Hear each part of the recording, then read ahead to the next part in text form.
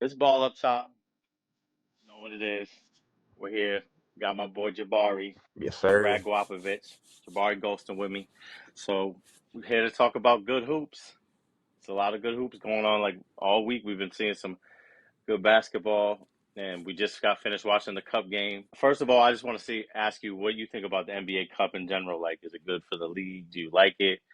Do you think it just gives you something to what watch, I mean, something to look forward to? as they got deeper into it, I feel like it gave us more like a playoff feel, especially the game that was just played tonight, the Bucks and OKC game. I think that was pretty much that was a playoff type game. So, I mean, yeah, Definitely. the cup does have its benefits. I mean, it's not. Yeah. I don't necessarily hate it or anything like that. I don't really feel a way towards it, but we got to see guys go out there and really compete. So that was cool. No, I don't. I definitely don't hate it. I don't like love it. I'm not like in love with it. Like I don't feel like, oh, if my team doesn't win the cup, it's not the end of the world. Like it is the playoffs or championship. Yeah. But it is that vibe, especially when you get to the last couple games. Even though the crowd, the neutral site, I think they should kind of X that because it's kind of quiet. The neutral site, like it being Hmm. in Vegas, like you don't have the teams. Like if they had it, like the top seat should get the home court. Like it is what it is. Like that's how it should be because it would just give more of a vibe. But they're probably going to keep going with this for the money and Hmm. all that. But yeah, I think it's dope. I think it gives us something to look forward to, and like it gives playoff feel. It gives you like a start to the season vibe because like a lot of people don't get into the NBA until about around this time Hmm. or around Christmas time. Us we're hoop heads and hoops junkies, so we're gonna be watching no matter what. But I'm like watching summer league and shit like that. But not everybody's like that. We know that. So like this is like around the time, and it gives a good like playoff feel for people to get back into basketball for. So I like that part of it. But we could talk about the game because I mean you were hype. You're all of a sudden on the Bucks train now. So why don't you go in and talk about Giannis? You said it could be Giannis's year. I got more to say about OKC than to the Bucks. So you go ahead. Yeah, I mean, Giannis is arguably one of the best player in the world right now. So, I mean, when you have that, Yeah. and you have Dame, who's also playing like a top 30 player right now. He's regained form. He's definitely better than what he was last season. And then Brook, he looked good tonight. Bobby, he has his game where he just explodes off of the bench. Andre Jackson just gives them some energy, like especially defensively. Like he's kind of changed that team defensively. He was key Great tonight. guy. He held Shea down to I think he was 8 for 24 tonight or something like that. Two for nine And from we've been three. saying that. I got to give us credit because we've been talking about Andre Jackson since I think even before he started getting minutes. Because I'm like, who else are they gonna put on guys to guard people, especially with Dame and if you got Middleton out there. Middleton hasn't played a lot, but Andre Jackson, man, he did a good job on Shea. I even tweeted that like right when the game started. Like, if they're gonna win this game, they need to have Andre Jackson on Shea, and he did a good job on him. Shea had a rough night, so. But, anyways, I want you to keep expanding because you were like, oh, you were sounding like you think that Giannis could drag him to the final. So I know you think that he's the best player in the world. I still think it's Jokic, Well, no, obviously. no, no, no, no, no. Or Arguably. okay, arguably, I don't even still, I still take Jokic not like arguable for me, but Giannis is like he's right there. He's second. Like right now, he's got that. Like I always say that I'll take Tatum over Giannis. Like recently, since Tatum's taken a leap, but just production wise and shit, I can't with a straight face say that he's been playing better than Giannis. But like in certain moments and close games and shit like that, like against the Bucks when we played the Bucks last, Tatum closed the game and had a great fourth quarter. Whereas Giannis, I don't like how he closes sometimes. But as far as carrying his team, he does do that, and he does do that more than anybody besides maybe Jokic. But do you think that he can carry him to the finals? I mean, when you have the best player in the world, I mean, anything's possible at that point. I mean, they still have the basis of a good But team. look at the roster. I mean, it's not even to really look at the roster. It's look how they play against the Celtics. That's my biggest issue. They don't really affect the Celtics defensively. Their best defenders, Giannis and Brook Lopez.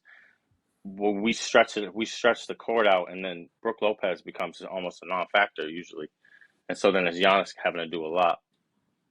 I mean, But yeah, then they might have to make a move too. They still have the trade deadline to add more to the team. they still have Middleton's 31 million if he's not necessarily playing well. I mean, I haven't really liked how he looks so far, and I don't really love him defensively. It's kind of like, even though I do like Middleton as a player, like he's been proven that he can play well with Giannis. He can play on and Yeah, off the ball, like, but exactly. it's just like I don't. He has a good chemistry with Giannis, but Yeah, I'm not. everything else is kind of up in the air. Yeah, I'm not sure about him and Dame defensively, especially. So it's like if they can replace him with another wing defender, I mean that would probably do wonders for them, honestly. So yeah, I mean, It's the hard part is going to be to try to find somebody that's going to take him. Maybe that's if they true. can attach like something or give them some young players that they got, maybe they'll be Yeah, able to get somebody like a slight upgrade on defense at least, not on offense, but maybe on defense. yeah. Tyler Smith could be Um, would be an intriguing prospect for somebody that they have they drafted in the first round last year. So right, somebody like that. I mean, yeah, they could probably package that and Middleton together and get something. But I think a 3-and-D player in Middleton. Even though I do like Middleton, I mean, but I'm not sure how he's gonna look post. I saw your trade like with Lonzo, and you said Lonzo and I don't who was it? Was it Middleton for Lonzo Yeah, kind of deal? pretty much. And Carter and Yeah, Duarte were like I those don't are hate like it. throwing pieces. I don't hate it, but it's more like injury risk either way, whether you go with Middleton or Lonzo. So it's like, damn. But I do see the vision. Like it would add a little bit better defense, maybe, and some more like I don't know, better guard depth. Obviously, Dame has looked really good lately. He always been one of my favorite players, but like he's just not good on defense, and so like you just have to cover up a lot for him. And then not only that, but like we've been talking about this, but the fit between him and Giannis is still kind of clunky. But I have to say that they've looked way better lately. I don't know. Giannis is just like on a mission right now, and so he's just making that shit work. I feel like, and he's been passing really good lately. Like ever since we had that conversation about Giannis as a playmaker, like really ever since that Celtics game where we beat them, his playmaking has been like really good every single game since then. So I think I don't know what happened, but maybe he just said, I got to up my playmaking and they look good. They look good. But I don't want to say the Celtics are gonna just spank them. I don't think that would happen. I definitely think Giannis will win a game or two, but I I don't know. Just until they show me otherwise, they don't have anybody for the Jays.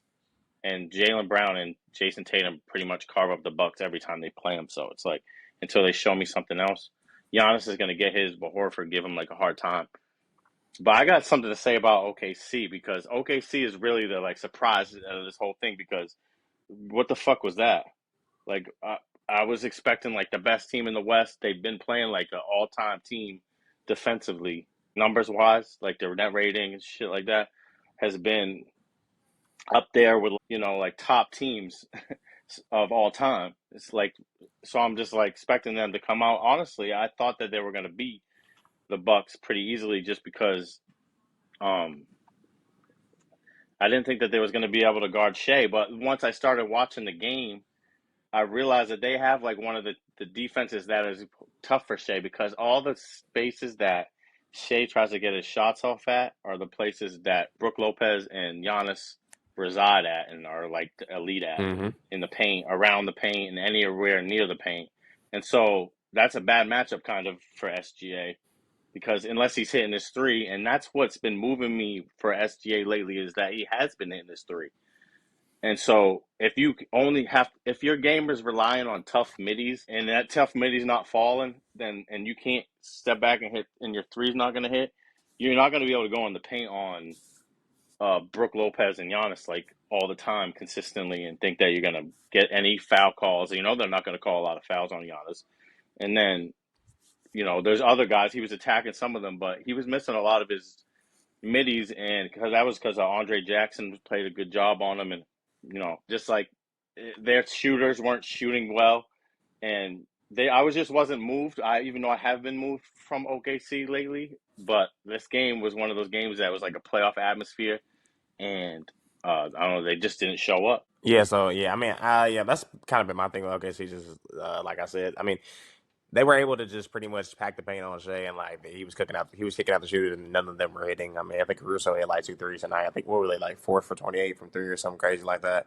So I Yeah. mean, yeah, that's always been my biggest gripe was OKC. I feel like you could just play 1 foot in the paint with them.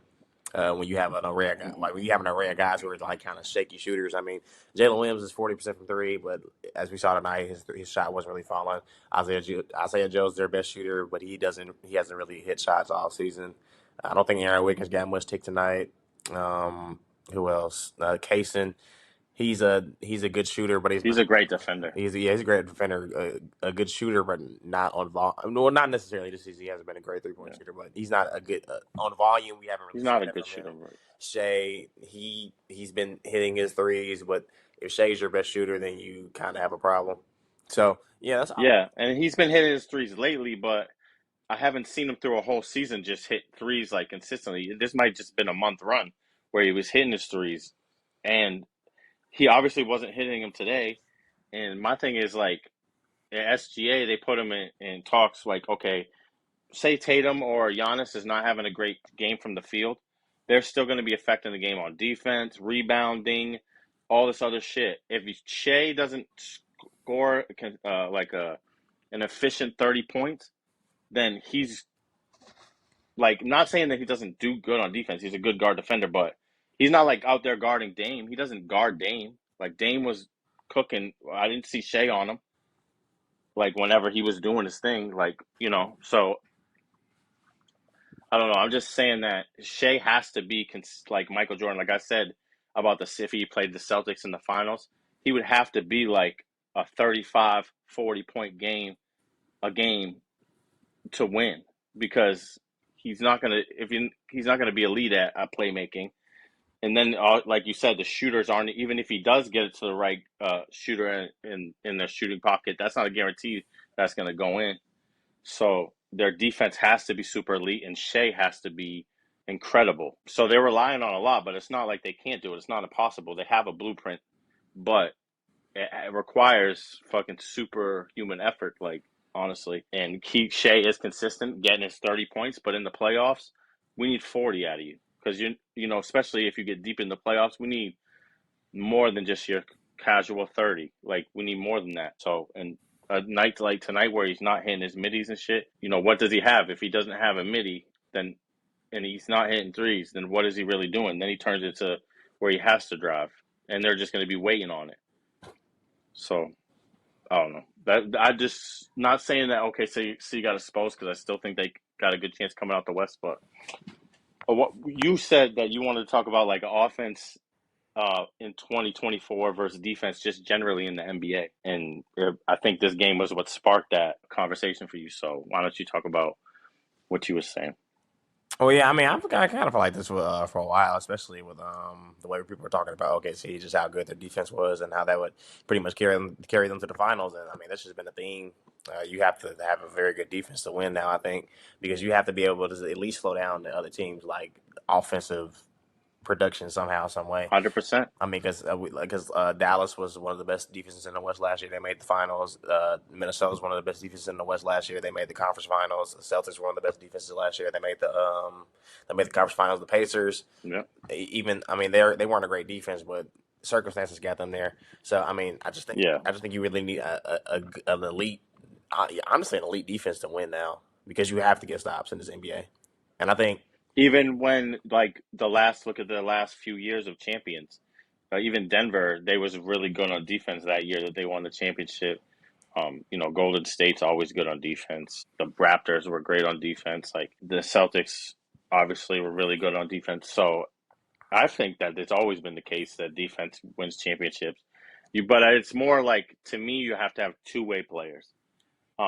Too many one-way players, whether it's too many offensive players or too many defensive players, but not enough offensive players. Like you need to have players that do both. It's hard to find guys like that. Obviously, it's hard to find a lot of guys like that. To put on a team, like once you get to the fourth, fifth, sixth guy, are they still two-way players or are they one-way players? That's going to tell a lot to your title chances. If you're like fifth or sixth guy as a two-way player, you know how it is. Like when you have Andre Iguodala coming off the bench for the Warriors, like that's the kind of guys that you need to win a championship. Like you need two-way players. It's rare that you're gonna have a six-man like Jamal Crawford or like say like a Jason Terry. That was a rare moment where like a guy that was come on off the bench was a one-way player and had that much of an impact. You have to go back that far almost to think of like a one-way player. Like Steph Curry, I guess you could call a one-way player, but when it's the playoffs and shit, he's really not a cone. You're not just gonna cook Curry every time. Like it's not that easy. Like Kyrie, even he's not like on the playoffs. He's gonna give you good Defensive physical effort, defense, it's yeah. not going to. It's always about two-way players. But I don't think it's just about defense. But I do see a theme that you're getting at where, like, even though everybody's talking about offense, and even when people are talking about the ratings and shit like that for, and like the casuals that I get into arguments with on Twitter that are telling me that, oh, there's no defense being played in the NBA and all this shit. It's like, you guys just don't watch the games. Like, you guys don't know what you're even looking at, honestly, because, like, there's so much elite defense going on in the NBA right now, and even if they're not like playing at their tip top right now, you could see the forms of a lot of teams' defenses coming together. And by the time playoffs come, it's because you know what else? The refs are letting dudes Yeah, they let play him do. this Yeah, year, yeah, and I love it. I fucking love it. This is like that's why I'm tired of people complaining about the NBA because honestly, I like the way they're refereeing the games now. Like you obviously have your shit refs like Tony Brothers or whatever that always going to put their like personality onto the game, and I can't stand that. But as far as just how teams are going to have to play this year, like the refs aren't trying to get. I feel like they're letting a lot of shit go, which is good and is bad. It's bad for like certain types of players that aren't physical because they can get kind of like bullied, mm-hmm. but it's good for the most physical players, and that helps a guy like Giannis, obviously. But it also helps like Jaylen Brown because Jaylen Brown, even though he hasn't been playing good this year efficiently, like when they playoffs come, that's one of the things that Jaylen Brown thrives is when it gets more physical and they let calls go and shit because he like plays through it, and he's one of those guys that doesn't really get a lot of foul calls anyway, so he just is like physical. Mm-hmm. So like dudes like that can take the physicality and still play. That's gonna like be a strength. That's why Jimmy Butler's so great in the playoffs, Yep. honestly, because everything he does is fucking physical. Like his whole game is about starting the contact, initiating the contact with you. Like that's his whole game. Like he won't even shoot until he feels your body first, Mm-hmm. and then he shoots. And so like dudes like that in the playoffs are big, but yeah, defense is super important. You're gonna need to lead defense. That's why the Knicks really don't stand a shot. Like they don't close out on threes. They don't protect the rim. They're in Yeah, they. trouble, bro, Yeah, because they. their Yeah, offense is elite. They're fun to watch and everything, but I don't know. They're gonna have to have. I can't believe Tom Thibodeau is like he's got to be like in his bed, fucking can't sleep at night because of how bad their defense has been looking. yeah, they sacrificed it. But Yeah, they sacrificed their defense for their offense, and that's probably gonna hurt them in the long run. Well, it will hurt them in the long run. yeah. It's fun to watch though. Like Brunson and Cat pick and roll is nasty. It's very nasty, bro. Like it's almost unguardable. Like unless you got a Dyson Daniels on Brunson, somebody like that. But yeah, their defense is suspect. So I don't know that unless they think they're gonna just shoot like 50% from three in all their games or something like that in the playoffs. And I don't know. They're gonna need Mitchell back. But I wasn't even trying to talk about the Knicks right now because what I really want to talk about, my next subject is your team, the Warriors, because we got Dennis Schroeder. I've been thinking about this trade for like a couple of days because they haven't. It's been like a week since they traded for him, or four Mm-hmm. or 5 days, and they already played a game where he didn't play. But I'm excited to see how Schroeder looks with the Warriors. So, why don't you talk? Because I want to give you. I'm gonna give my opinion, but I want to hear what you got to say about them snatching up Dennis. Yeah, I think Schroeder was pretty much exactly what we needed. Another ball handler to get the ball out of Steph Curry's hands. He could play in the non-Steph minutes because everybody's been complaining. Well, not I mean, rightfully so about how much of a down year Paz has been having. So the secondary creation he was giving us last year, he hasn't been giving us this year. So I think Dennis could replace some of that. I will not because I think later in the season as Paz does start to come around, that him and Dennis will be able to play together. So that'll be something that can happen. And I also think that Dennis, well, he also gives us some rim pressure.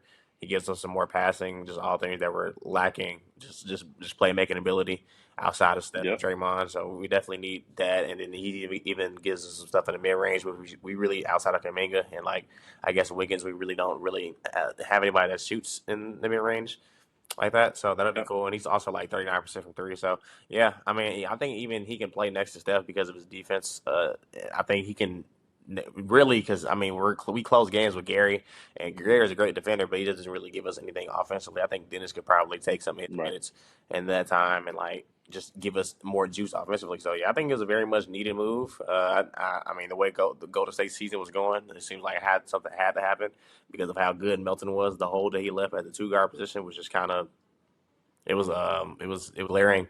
So yeah, I like this Yeah, addition. I think he's gonna bring a lot to our team, and I think for most importantly, he's gonna help Trace a lot because Trace doesn't really have a guy that likes to run pick and roll with him, and right. does do that. So yeah, I think that'll help Yeah, Trace. yeah. He's good at that. He's good at running pick and roll and like getting the other big to commit, or getting the defensive big to commit so he can get the lob, or he's good at the dump off pass, like getting all the way under the hoop and then he does the dump off pass to the big. I'm like biased because I had him on the Celtics for like a short period of time where he had some phenomenal games and some games where I was like cussing him out after the game because I felt like he jacked the game off. So I'm a little bit biased, but I obviously I told you how I felt about the trade when it initially happened because I didn't understand the fit with the starting group just because he's not he likes to hold the ball a lot. He's going to be more of a pounder than even Jordan Poole was, like where he likes to dribble a lot. But the thing is, he's definitely going to be an upgrade over Pods, especially the way I've been watching Pods lately. Um, and yeah, he's way more confident basketball player, way more he's way more of a playmaker. He can break his guy down off the dribble and get into the lane. He's got a good mid-range game, like you said. And his best thing is when he uses his speed, but he doesn't use it enough for me because that was my gripe with him when he was in Boston, and when I watch him like at Brooklyn and shit, or with the Lakers. Like he's so fast, and sometimes he'll go like almost the whole game and won't even use his speed. He'll just be like going slow the whole game, and then I'm like, "What are you doing, bro? You should have been pushing a lot more." For like a fast player, he doesn't like push the pace very much. But I think that he's gonna fit because Steph is so good, and so Steph pretty much is like a kind of like a Jokic in a way that he makes just people around him better. Hmm. So I do think that that's gonna like, and he's not gonna wave off Steph like he used to wave off Tatum and Brown. Like Steph is gonna want the ball, and Steve Kerr is gonna tell him you need to give Steph the ball in these certain times when he's coming around the curl this way or that way, and they got to learn the chemistry and all that. I don't know what I think. Draymond obviously is going to tell Dennis what they need from him too. So like, Draymond is not going to play around. He's going to be like, "Bro, I need you to do this. I need you to do that. Don't be doing all that extra shit." Like, so I'm excited to see how it goes. He is a talented player, but he's kind of like a one night he pisses you off, and the next night he drops like 26 points and he looks great. And he does play defense. He kind of like seems like he's not playing defense, but he's slick about how his defense is. Hmm. He's just a slick defender where he'll just like I don't know. He's kind of tricky and he uses his arms. He's got long arms, so he'll help the Golden State. I definitely want to watch that. I'm gonna tune in the first game that he plays, and I think the best thing he'll do is play without the starters. I think when he's with the starters, sometimes you'll be like, "Bro, give the fucking ball up." But when he's not with playing with Steph, like all those other minutes, like yeah, let him run the show because he's pretty good at it. Yeah, I think he'll be able to play with Steph. To be honest, I mean, I don't think he's ever played with a player of that caliber as an off-ball guy, really. So No, he definitely hasn't. yeah, so I think those two could work together because he can play defense, and Steph doesn't necessarily like to have the ball all the time, especially if he's able to like break down defenses with Steph going off the ball. I mean that could really help. That could really give the offense some juice.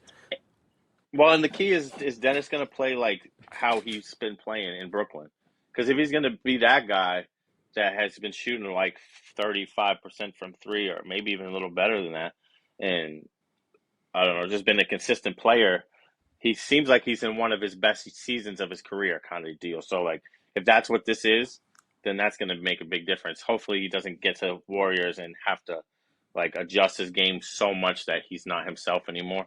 But we'll see how that goes. Yeah, no, Uh, he'd be like a supercharged Chris Paul, pretty much. yeah, he's gonna play more than CP did for y'all, I think. But we got to talk about Jimmy because Jimmy might get traded. He wants to go to the Suns. He wants to go. He has like a list of teams that he wants to go to. The Warriors, obviously, I think are on the list. So there's been rumors about that. What I don't know how you feel about Jimmy going to the Warriors. Obviously, they would have to trade Kaminga. But he's been playing like he had a crazy game. It was one of those like come get me, come trade for me games Hmm. where he turned into playoff Jimmy real quick and had like 30. I think 39. He had a triple double, I believe, right? I don't know. He put up wild numbers. Yeah, I think it's like 35-17 and now something like some crazy like that versus the It's the Pistons. best game in a regular season in a long fucking time Yep.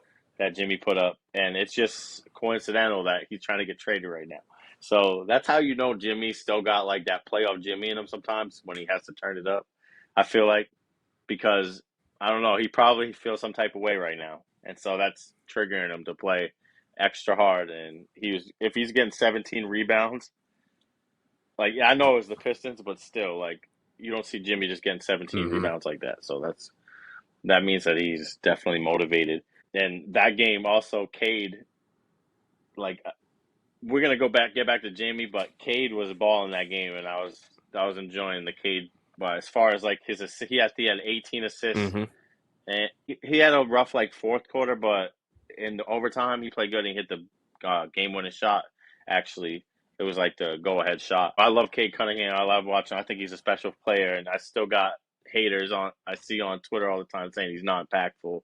He's not a needle mover. And I'm just like, dude, you guys got to watch this. Like, they're not watching. They cannot fucking possibly be watching and play, in my opinion, because like they're just, how people are. They just assume because he's in the Pistons that he's not good or whatever. I don't know what it is, but he was great that game, and he actually beat the Heat, Mm-hmm. which was wow. That's big for him because I mean, look at his team. Like he had 20, he had a triple double too, I think. Oh yeah, So and he had 18 yeah. assists. He did have a triple double, and then Arthur also played pretty well that game. Yeah, and it's great to see Ausar Thompson back. Yeah. And then who else They played? need I that think. injection of athleticism and defense. Yeah, Ron Hollis looked good for And Tim them. Hardaway tried to give the game away, bro. Yeah, he did. I mean, he had a good Tried game, to but throw the until ball the away, end, until the end. and with the inbound pass, he just threw Yeah, that yeah, shit he was into the wilding. He was backcourt, wilding. and he almost threw the game away. I'm like, bro, was that a tanking move? Like, did they just tell him to do that? Like, that I was mean, crazy. But possibly. no, I was like, what are you doing, Tim Hardaway, man? Yeah, What he the was fuck? wilding. But He was wilding. yeah, but they went to overtime luckily, and Tyler Hero actually hit a big shot in that to send it to overtime too. So Hmm. Tyler Hero's been hooping this year. Facts. But yeah, Jimmy, I just wanted to before we get off Jimmy, like, what do you think? What's your prediction that's going to happen? Do you think he's just going to stay? I don't really know what's going to happen.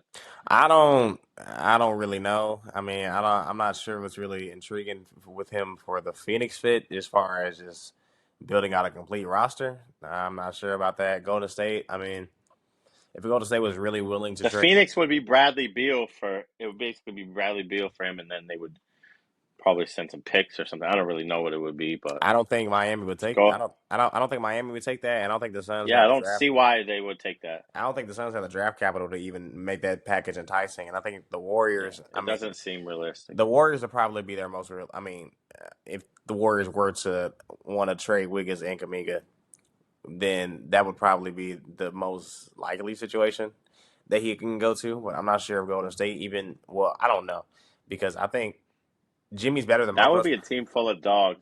Yeah, that. If they had Schroeder, Steph, Draymond, Jimmy, that's a scary ass team, just like full of dogs. Yeah, If not. they did do that, Yeah, I wouldn't mind that trade to be honest. I don't think. I just like I kind of like the wing depth we have now, but Jimmy's better than yeah. both of those players realistically. So my Well, duh. the only gripe I would have with that is just the depth.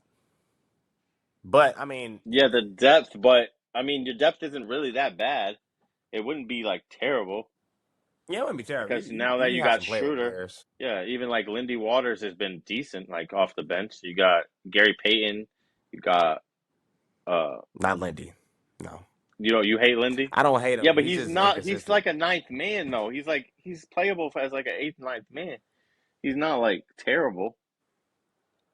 What and Pods has been pretty bad. Who do you think been worse, Lindy or Pods? Definitely.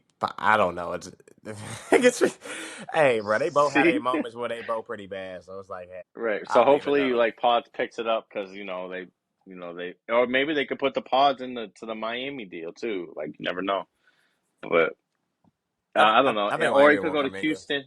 Houston could be a spot for Jimmy too. Yeah, Miami probably do want Kaminga, but Kaminga I think is gonna ask for a payday. And so it's just up to how the Heat feel about Kuminga if they really want to give him 35, 40 million a year or whatever he's going to get. Um, do they want to commit to Kuminga? I don't know. That's a tough choice. Like you're high on Kuminga. Would you want to give him 35, 40 million a year? I don't see why he's not paid already, to be honest. Yeah, because I mean, he's getting better every single year, and it really seems like every single week he's getting better.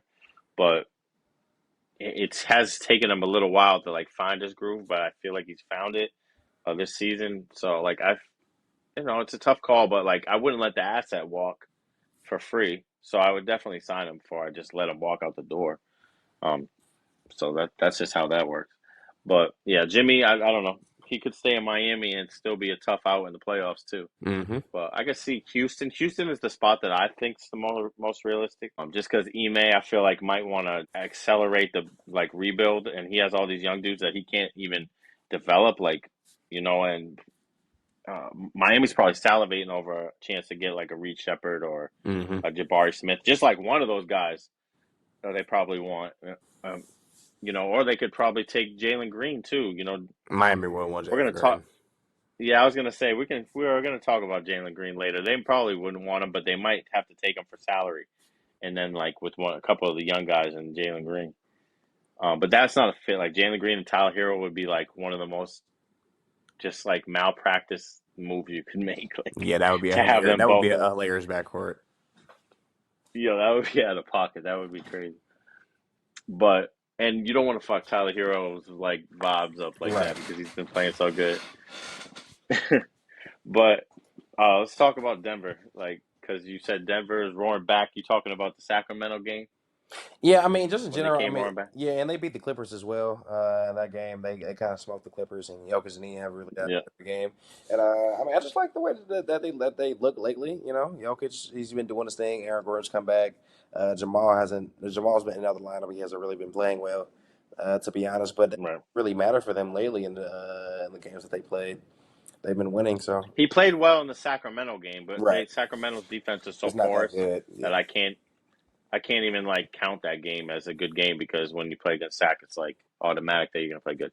But Julian Strother, is that his name, right? He's been playing Yeah, pretty good too. he's been cool. He's been cool. Not like good, but he's not. He's decent. Yeah, he get those And sparks he's learning. He's sometimes. getting better. And Russell Westbrook has been very good as far as Hmm. playmaking and stuff with Jokic, and they worked that out.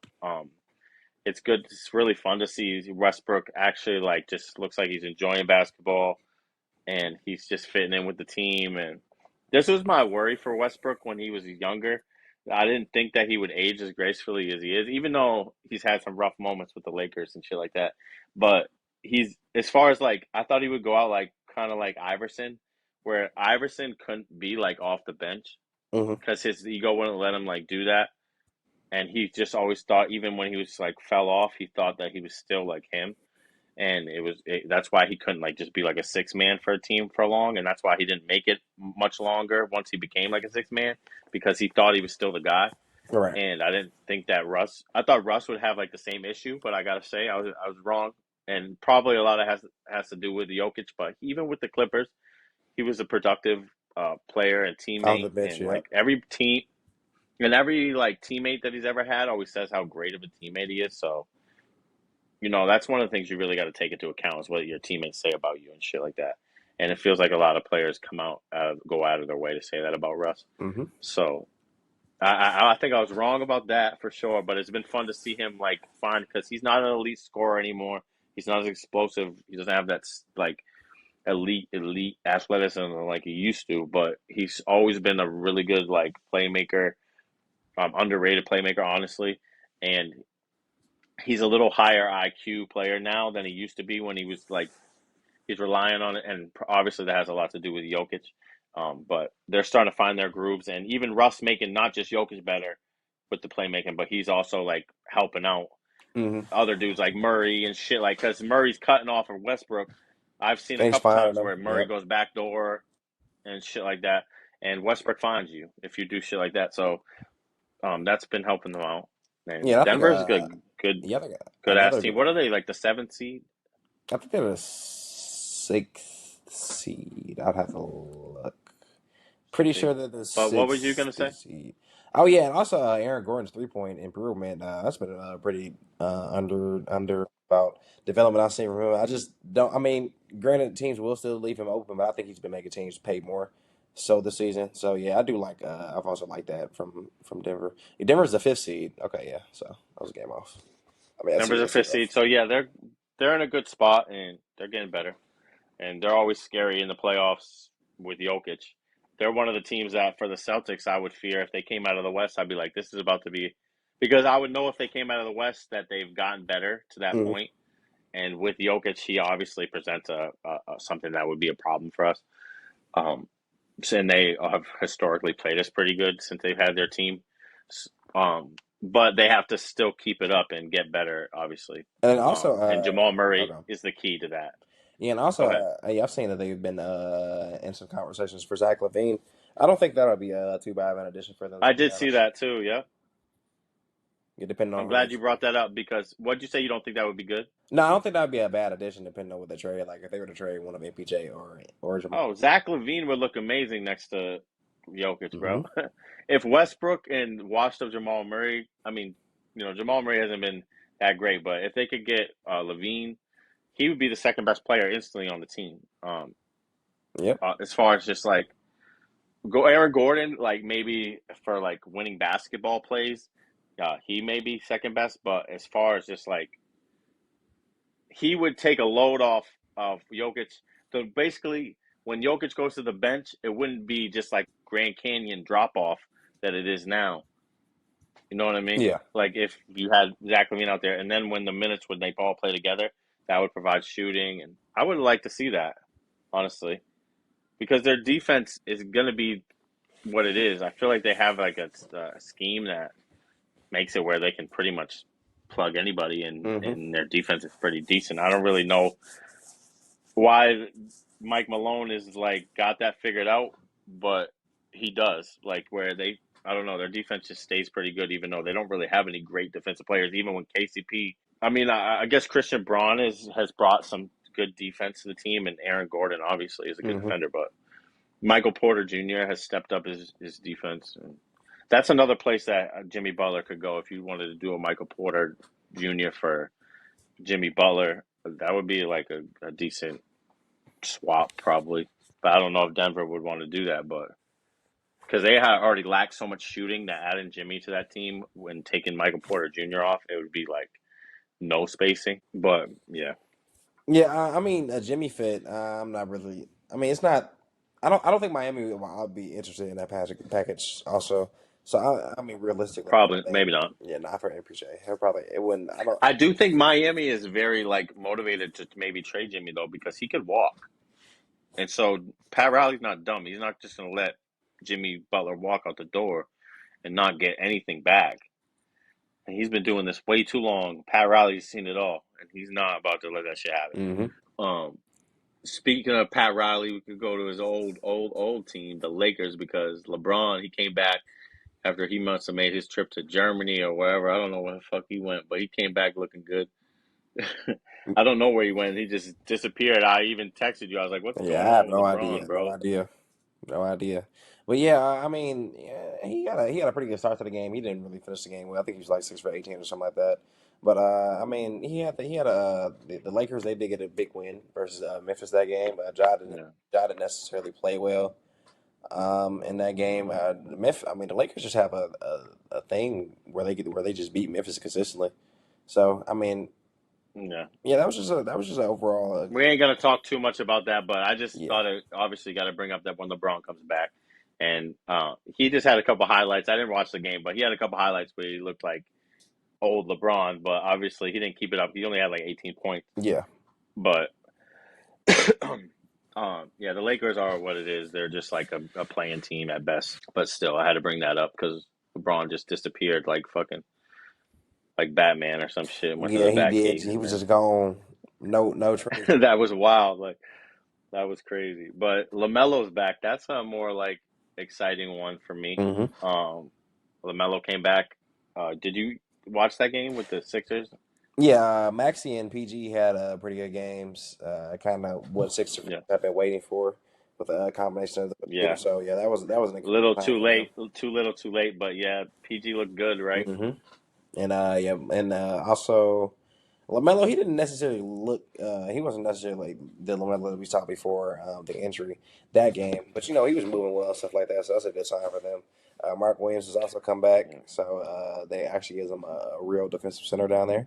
So that's been good for them. Oh, did he play? Yeah, Mark Williams play. Oh, I'm so happy he's He's been back. back for like a week and a half. Now I Yeah. can actually watch the Hornets with like an actual like lens of perspective, like of what this team could possibly be, Hmm. because it's hard to judge when they don't have any center. So I'm glad Mark Williams is back. I didn't even know that, but now that I'm definitely watching the Hornets because I've been saying that for the longest. Like I can't even judge this team until they get Mark Williams back because they have no fucking interior presence Yep. and it's just soft as hell.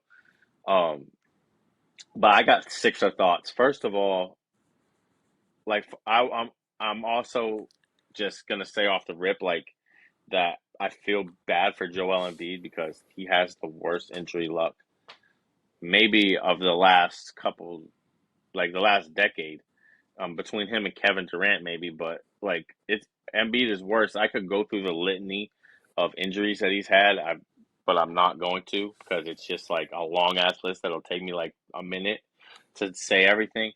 But he's had like three facial fractures, so many different things. Every single part of his body's been hurt at this point, and it's just I don't know how to feel because he is one of the transcendent players in the NBA, one of the generational talents. And I will say that he's when he's on the court, generational talent. Man, it really sucks, bro. It sucks for Sixers fans. It sucks for Joel Embiid. And I don't really know what to do with Joel Embiid because it's like, what team would even want to? I don't even want to say he'd leave Philly because he's probably not going to do any better than that. Because where else is he going to go? It'd probably be the same thing, like somewhere else. So, like, why leave? Like, why are you Right. going to go Yeah. get another fan base's hopes up just so you could let them down too? And no, I don't mean that in a disrespectful way. I mean that in just being honest with yourself and how your body works. If I was him, I would be trying to stay with Philly and just end my career there and do the best I can to make those fans love me the best I can, even though that I'm hurt all the time. Because I don't see, but not saying that's what he'll do because he's a competitor and he'll probably want to win and Hmm. go somewhere else. Who knows? But he just has bad luck. Sixers, they're gonna have to start the process all over, like I said last podcast. But Jared McCain's now out for the season. And then I wanted to say, I wrote in my notes because Tyrese Maxey is not a point guard. That's Right. my like take on Tyrese Maxey. He's a shooting guard. He's like Allen Iverson, like where he's like a short shooting guard. And he just happens to play for Philly, but he's like that kind of player, not as good as Allen Iverson, but I'm just saying. So yeah, I just think that because my thing with Maxey is like I watch him and I like him as a player. He's super explosive. He's a great scorer. His vision is not great, and then his like decision making and pick and roll. He's like not great at pick and roll. He's not. He doesn't find like those little pockets like I was talking about like Kate Cunningham and Harden and shit find or he kind of reminds me of like a Dame Lillard maybe a little bit more like in his style. Which Dame is kind of like a shooting guard who's a point guard too. Like, Hmm. but yeah. So, but he's a good player. I'm not hating on him. I'm just saying like McCain's more of a point guard to me than uh Tyrese Maxey even is, even though Right. McCain likes to shoot too.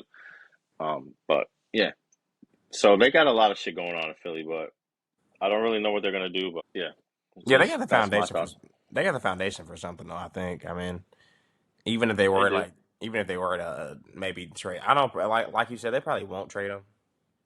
But and even they're if they, gonna get a high draft pick. I mean, hmm, they could end up with like well, OKC your has their dude. pick. They could end up. Oh yeah, what is it like protected or something? Yeah, it's top six protected. Yeah, so if they get a top six pick, they could end up with your boy from Illinois, Oh yeah, your he's dude. nice. Yeah, but he's What's a his guard. name? He's a guard as well. I don't know how to pronounce his name. I'm not even gonna. I'm not even gonna You're try. not even gonna front. I'm not even gonna try. I'm not even gonna try. But now he's good though. He's like, I'm not even gonna try to say his name, but yeah, Nope. like that dude was that dude on Twitter was saying how he's like Cooper Flag gets all that hype because he's white and all that when we were talking.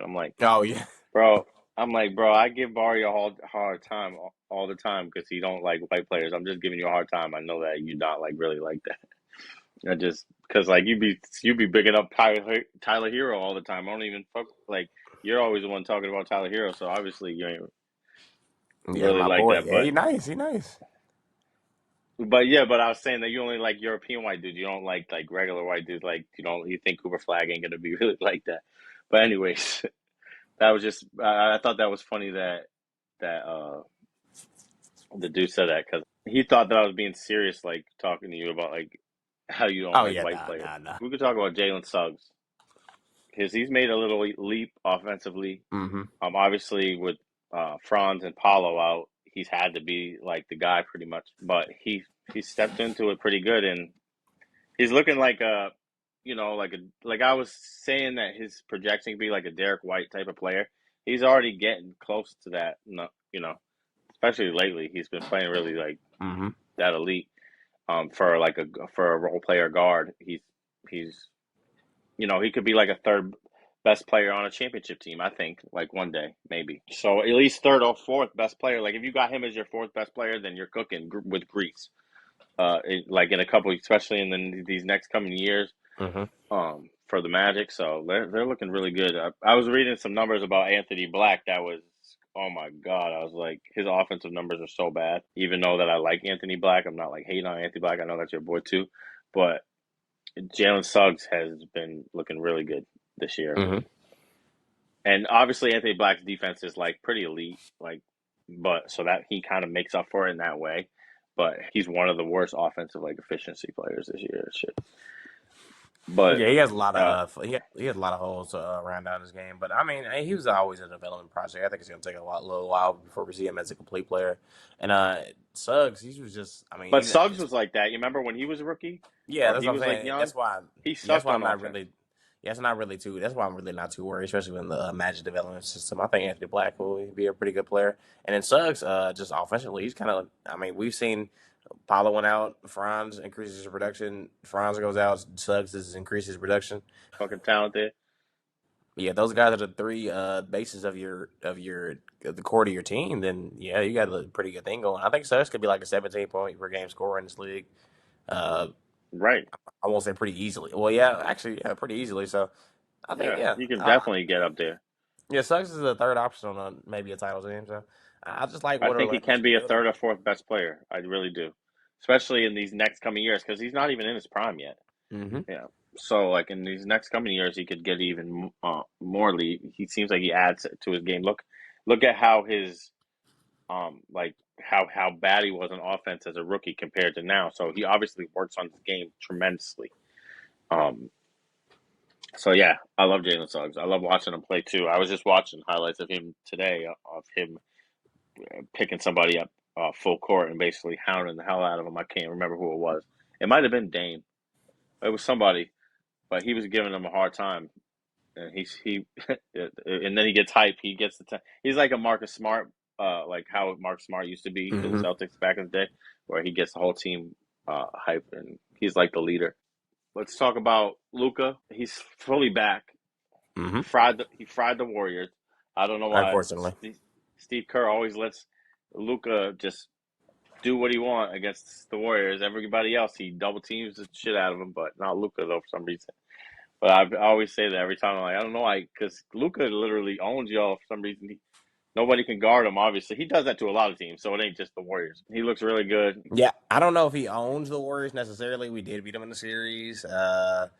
He lost the last matchup. You know what I mean? Like lately. I'm saying lately, not like over like time or Yeah, in that anything. last game we played for sure. Yeah, he definitely. Yeah, he definitely. I mean, yeah. I mean, No, Luca's got and a. two games. Even one of the games that he played before he got hurt or whatever, he played pretty good against y'all too. And I was like saying that then, like he's guarding you guys. I mean, you guarding Luca 1-on-1 with like pods and shit, or Buddy Hield was guarding him. And this is like last time. I I'm think he like, why had is a pretty Buddy Hield modest on? game. I think. I'm pretty sure. I mean, I I don't think. remember. Yeah. I'm about to say. I think they It played. He wasn't. played a lot of Maybe games. I'm remembering it wrong. But nah, yeah, they lost that game, so that's all that matters. But look, but yeah, Right. Luca, that was just a pretty good. That no one really played defense in that game, to be honest. I mean, on either side of the ball. I mean, yeah, the Yeah. score 144 to 133.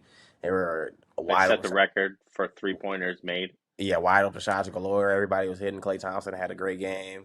Kyrie had a great game. Lively had a good game for them. PJ Washington had a good game. Like everybody just came to play on both sides of the ball. The Warriors just didn't have enough to close out that game. Just with especially Steph, he just wasn't able to close in that game, and that's kind of been a I mean, I know what's going on with Steph. You worried about him? I'm not necessarily worried about Steph. I mean, I just think he's kind of pacing. Well, I can't necessarily say that. I mean, he's kind of regressed a little bit, and it is what it is. But like, he's still, a top 10 player in the sport. Even through that, he's still Yeah, one of the we best know offensive that. We know pieces. that. But what has he regressed? Because you said he regressed, and now we know he's a top 10 player, and I still respect Steph, and Steph scares me still. But you watch him very closely, so I want to hear what you got to say. Like, what do you think? What he's not gaining separation as much on his ISO? Like, what is it? It's not even that. He's just not. He's just not making shots to close games, and it's been consistent throughout the season. I mean, he's had a few games where he's had it, but a lot of games he doesn't have it. And I mean, I think that's just giving him so many on the ball rips throughout a game. I think we And need that's that why they from went and got the Dennis. playoffs. Yeah, that's why I think he could do that for a playoff series, but he can't do that for 82 games. And we see the tax he's been putting on him. So yeah, that's why I think the I Dennis agree. it makes so much sense. But yeah, Dallas is just was just able to close, and we weren't in that game, pretty much. Yeah, so that was kind of the tail of the game was that Luka looks like he's fully back, and obviously he wasn't playing good to start the year, but I mean he was putting on a clinic, and Steph Mm-hmm. didn't really do his Steph normal usual thing that Steph does. Uh, and he, like you said, he hasn't been doing that as much this year. I'm not like gonna say that he doesn't have still the magic that if it matters in a game that matters or a series, he could still do it. I wouldn't doubt Steph at all. But yeah, I think that's the biggest thing. Is one of the biggest things that of stories of the Western Conference in general is that Luka looks really good right now, and his even defense has been slightly better than in the beginning of the year. Was not good. His offense was really like his shooting and stuff. So he just looks like the Luka that they need. And Mm-hmm. then Dallas is probably the best version of Dallas, whereas I think they're a little bit better than last year, and they have a good chance to beat OKC or Denver or one of these teams and get out the West. 100%. Yeah, for that, I have to say I have to bring out the Clay celebration because I watched the celebration after after they won. Mm-hmm. And I was just like, bruh. And I don't like to call people corny, but that shit was kind of corny, dude. I was like, He had to get that monkey off his back, man. So I understand. I I understand it. understand it, but it was the way he did it. I just was like, what the fuck? But that's just Clay. He's like he's just like himself. He don't really, I don't think he Yeah, he even don't really cares. care too much. He's just doing what he do. Yeah, he really don't care what people think because I was just like, dog. But I watched the like interview after, and he was just like, he wasn't hating though. He was just like, I'm happy to see the like, number 11 jerseys out.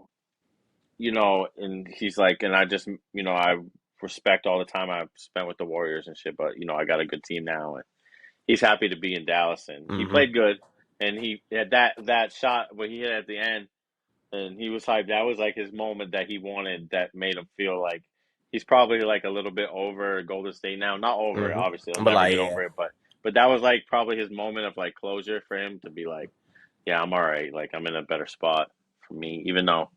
That was one of his best games. Hasn't been playing really good this year, except when he plays the Warriors for some reason. yeah, that was one of his But better games of the season. Yeah. yeah, facts. But yeah, I got to bring up a couple things. First of all, I was looking at Jalen Green's shot chart, and it's all red on Shot Creator, and I mean completely red, like the whole thing. And I've always been like Jalen Green's a sixth man, and I never thought that he was going to be like a star player like some people, but I don't know, man. I just had to bring that up because I don't know how Rockets. Actually, I do. I've seen some like Rockets fans that I like saying and keeping it real about Jalen Green because they've been in denial for a long time, and they're starting to come to the light and say this is who he is. And Yep. but as soon as they like figure out what they're going to do with Jalen Green is when they can actually move forward into like the next step of their like process, or if they're gonna put him on the bench, because eventually they're gonna have to upgrade that spot. But yeah, that was just hard to look at because I'm just like, damn, I thought that he would at least get a slightly better, especially after like the tear that he went on at the end of Mm-hmm. last year. So it's kind of crazy that I don't know, he just is what he is, man. He's in the wrong era. Jalen Green is the type of dude that like in the early 2000s, he would have like thrived taking like bad shots Yeah. and you didn't have to shoot a high percentage and shit. Like he would have been like a great in that era, but he's like, you know, you got to be efficient, especially if you're going to be like a number one ish option. And I'm not gonna here to hate on Jalen Green anymore because like I've been negative about him, and I don't want to be like just bashing him, but that was crazy to kind of see his shot chart like that. Yeah, he's just really not efficient in any area of the game right now. I mean, it is what it is at this point. You know, Jalen. It's been a lot of hype But around. Şengün has been good, Yeah, he's really been. good lately. Yeah, he's been good. He's been good. Well, minus the OKC game, but yeah, outside of that, he's been pretty good. Yeah, besides that game, he wasn't that great, but I love watching the Rockets. Obviously, I love him, and I love Tari Eason, and when they come in the game, it's like turn Yeah, up Min's time. been I love coming into his own recently. Absolutely, he's looked really good, and I was really happy to see his brother back playing again because I really got a lot of faith in those two players. Like in a couple years, I think they're going to be special. They're already very special in their own Hmm. right, but I think in a few years they can be very good. Because they got the knack and the defense, and all you got to do is just round them out. They just need a little bit of polish. You know what I mean? And they'll be really because their athleticism is going to take over. We could talk about the Hawks and Knicks game. It was a pretty good game in the Cup game before the Bucks pretty much after that knocked the Hawks out. But yeah, that game just pretty much proved to me why I don't think New York's going to be really a contender in the East this season. Just because they weren't really able to guard anybody on the court for Atlanta. Mm, And Trae Young pretty much just tore them up in pick and roll all night with Cat and drop coverage. Clint was getting lives, and Yucca yeah, ate the game. Jalen Johnson had a really good game. Dyson Daniels was able to harass Brunson all game. DeAndre Hunter had a good game. He's been closing the season. He did that again in that game. So yeah, I mean, I just think Atlanta's becoming a pretty a tough out in the East, and New York, despite how good their offense is, I just think they're a very flawed team. So yeah. yeah. Atlanta's like the Rockets for the East for me. Like I love watching the Rockets. I love watching Atlanta because they're defensive wings and Dyson Daniels. Obviously, he does a number on Brunson, and that's another thing with the Knicks too is that Brunson kind of struggles with really good like long defenders and shit like that. So Hmm. in a playoff series against like say the Boston or a team like that, he's gonna have really really elite defenders thrown at him, and Hmm. that's something that he's gonna have to overcome too. But we already talked about the Knicks, but yeah, the Hawks they look good. It was one of Trae Young's like better games, and he was rolling dice in midcourt. So New York fans, Yeah, that's funny. my New York homies did not like that. They were saying fuck Trae Young all of Yeah, New York do not fuck with Trae Young. No, they don't. Especially after that, like they're like, "Oh, we let you like kind of like throw little jokes and jabs at us, but now you want to roll dice in the middle of the court." Like, and oh yeah, that was another thing is that OKC has been like talking shit about Houston, and uh, so I'm like, there's a lot of little beefs going on with the NBA, little Hmm. rivalries. That's what it needs. So hopefully the NBA capitalizes on that and sees like because I think it was Caruso saying like that's their stick, like that's Houston's stick. They just want to play physical and get like Yep, they grimy do. and he was saying all that. So I don't know. You need that. You need those kind of like what the Trae Young and the Knicks thing. I love that. That's good for basketball. That's the type of shit that I grew up on. My favorite player was Paul Pierce, and he used to have beef with literally every fucking team. Yeah, the truth. Like, yeah, he used to have beef with every team, every fan base that we went to. He would piss them off somehow. And so when they went in a series or whatever, Hmm. and that's good. You need a villain. You need a heel. Like somebody's got to play the heel. Like that's why it's cool about Trae Young is that he's willing to be that. So I like that about Trae. But so I'm going to talk about something I don't like because I told you I was going to go on a rant about the Celtics fans because a lot of them are acting like lames. And there's so many cool Celtics fans that, especially over the years that I've met on Twitter or, Hmm. even in real life, obviously, but on Twitter, like diehards that are like Celtics fans are some of the most knowledgeable fans of the game. And they know the history of the game. They know they know actual hoops. They know like Hmm. play sets, schemes, shit like that. So there's so many good Celtics fans. So I'm not talking about all Celtics fans when I say this, but there's been a lot of corny, probably like 15-year-olds and 18-year-olds and kids that run these Twitter accounts, and they're saying, "Oh, it's boring. It's boring now because the Celtics beat everybody," and like saying like the regular season's boring and shit, acting spoiled. And that shit really rubbed me the wrong way. I was going on a Twitter rant because I'm like, yo, y'all acting like bitches. Like, you guys were not there for all these bad teams that we had. Now you guys are going to take this shit for granted. In a few years, when the Celtics are mid again, you guys are going to wish it was like this now. Mm-hmm. So, and I even gave the Warriors fans props because I'm like, Warriors fans get on my nerves. I don't even fuck with Warriors fans. But one thing I can say about them is through their whole dynasty and all the years that they were great, I never heard a Warriors fan say, "Yeah, this shit's boring." Like, Yeah, nah, never. bro, what are you talking about? This is what's wrong with these new fans. Like, and that shit really got me mad. Like, you guys were not there when we had running out teams with Jameer Nelson, and our best player was Jeff Green, and shit like that. Like, you couldn't have been there because the team we got now, you're not going to be talking about this team 20 years from now. As oh, you remember when it was like, just like we talk about the 2008 team, it's been almost 20 years since the 2008 team, and we still talk about it. Like, Mm-hmm. and we missed that team all the way up until we got this team. So when this team's gone, you guys are gonna fucking miss it. So stop. Like, who cares? Because we beat the Wizards or whatever. I'm sorry that you got to watch one of the best teams ever assembled.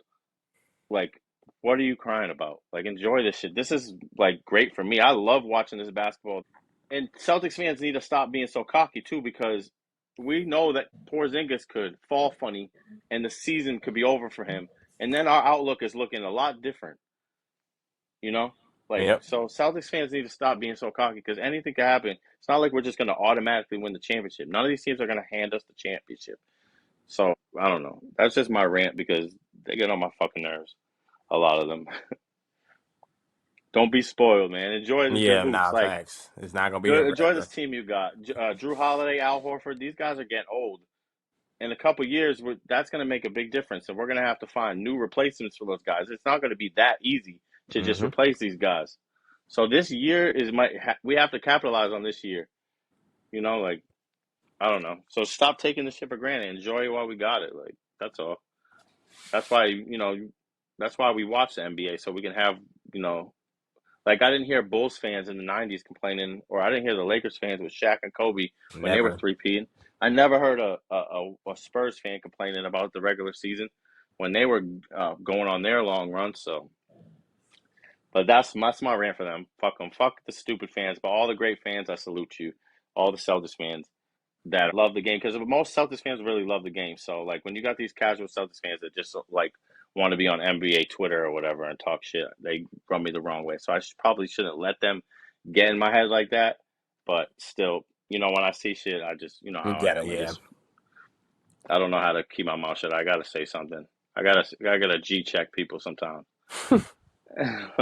But the last thing I want to talk about was AJ DeBansa, because remember we were talking about BYU, Yep. and I said they must have dropped a bag on AJ DeBansa, and it ended up that he got 7 mil. Yeah, that's a That's first round crazy. draft pick contract. That's That's a wild, number bro. one pick in the draft contract. 7 mil, like, salute to him, man. He's a Massachusetts legend, bro. Like, 7 mil coming right out of high school. Not Maybe even. like early lottery. Maybe like early lottery. Maybe not a first pick. But yeah. No, that's like third pick numbers or some shit like that. At least in the last couple of years, I don't know what they are now, but yeah, that's what's up. I can't wait to watch him, even though he's gonna be on BYU, so he's gonna get a lot of touches. We know that he's not gonna Yeah, I have to will be run like watching all some those Duke games. scheme. Yeah, facts. I'm definitely gonna watch all those games.